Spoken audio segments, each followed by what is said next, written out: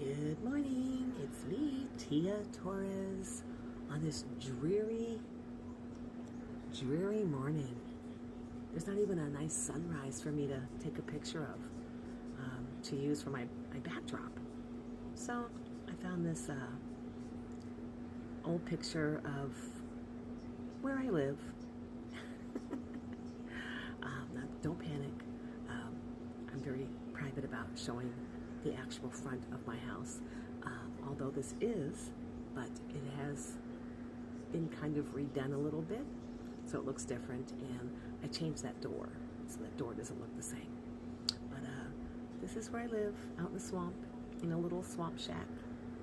Very simple, no mansions, no big circular driveway. But yeah, it's very gloomy today, and you know what? I hope it stays that way because that keeps my dogs quiet. Yeah, like they were rocking and rolling yesterday, so I need a break today. Gosh. But I think the last we checked in, I talked a little bit about my stepdad, because he's the one that raised me for a while. And I didn't really know my dad. My computer just came on.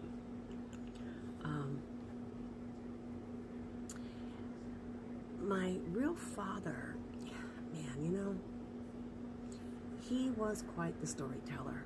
And I don't mean that in a good way. You know, he had some really tall tales to tell, and they were exciting.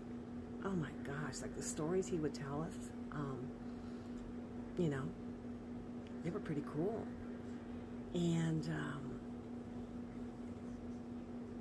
I would say I was about 20, 21. And like I told you, I'm going to be jumping around in this Tia Talk series, all right? I know a lot of you want to hear my chronological audio biography, but I like to jump around and talk about certain events in my life. But, you know, I had been raised by my stepdad and my birth mother, and then I think around 10 years old, I wanted to go live with my dad. Actually, I wanted to go live with my stepmom, his new wife. She's the one that I wanted to go live with, not so much him, because she had horses and she was into animals, and she is the reason. She cultivated this. She is the reason I am who I am today. And so my brother stayed with my birth mother and my stepfather. I went with my birth father and my stepmother. And he, you know, again, had some tall tales. Just made his background, his history out to be pretty exciting. I mean, for a while there, he had me convinced that we were Native American. Yeah. Now, my father looked like he could be, but he wasn't. Not a drop in him. But he was dark-skinned, jet black hair, dark eyes. Where I was always like my mother, you know, fair-skinned, the red highlights, green eyes. So I thought I was half. I think he picked Shoshone for our, you know, type of Native American that we were. Anyways, turned to be a big fat lie. But I think where my life really took a pivot when it came to my background was I was probably 20, 21, renting a house in California, and by this time my father and my stepmother had divorced, and he just kind of drifted in and out of my life, always chasing that next big movie deal. He was a wannabe producer, director, and he just would show up and need a place to live, and you know, stay for a while, run up my phone bill, eat all my food, and just leave.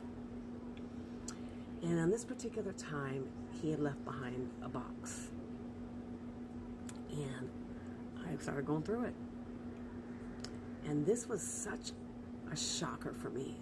I mean, it was one of those moments where I went, holy crap. I found a legal document of a name change his name changed. And that's when I realized I wasn't who he said I was. The last name that I had grown up with wasn't my last name at all. It's like, wow. Like, who are we? My birth mother was rock solid, even though we were estranged. You know, I knew she came from Scotland, and all of her side of the family were still in Scotland. So, but all those stories that my dad had told me, you know, were just lies. Now, who would predict that many years later, they would come out with a thing called Ancestrycom.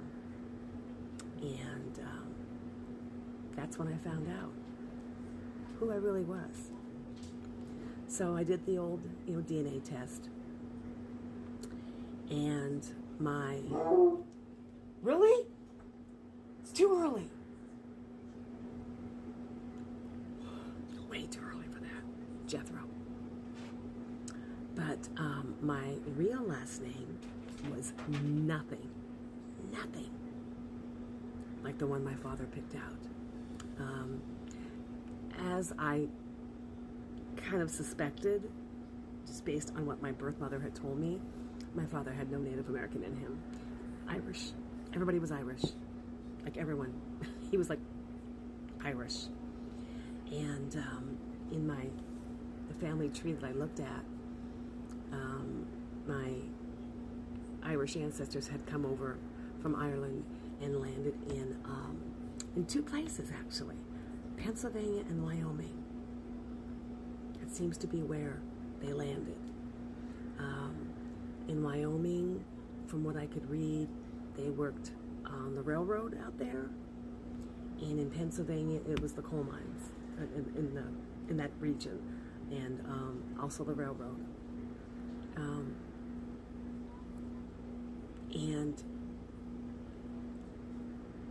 it gets really interesting. It gets really interesting because I then find out that my great-grandfather or great-great-grandfather, he was one or worked with or was a part of a group called the Maguires.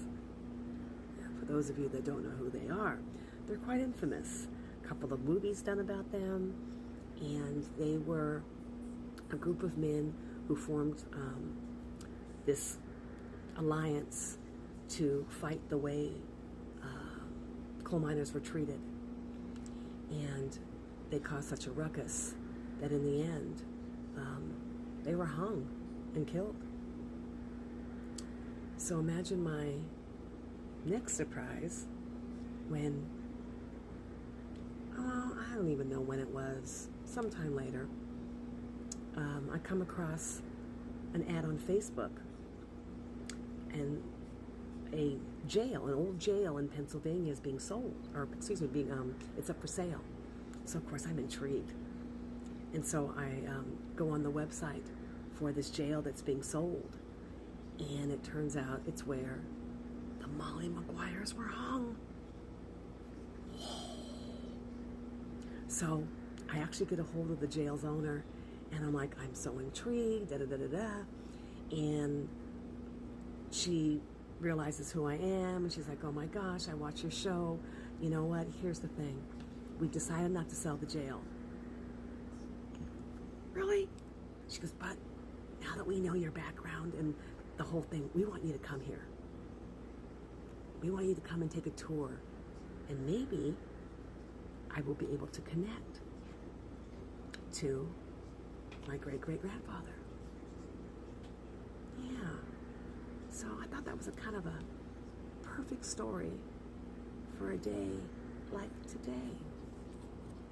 So, I don't know, maybe Pennsylvania is in my near future of travels.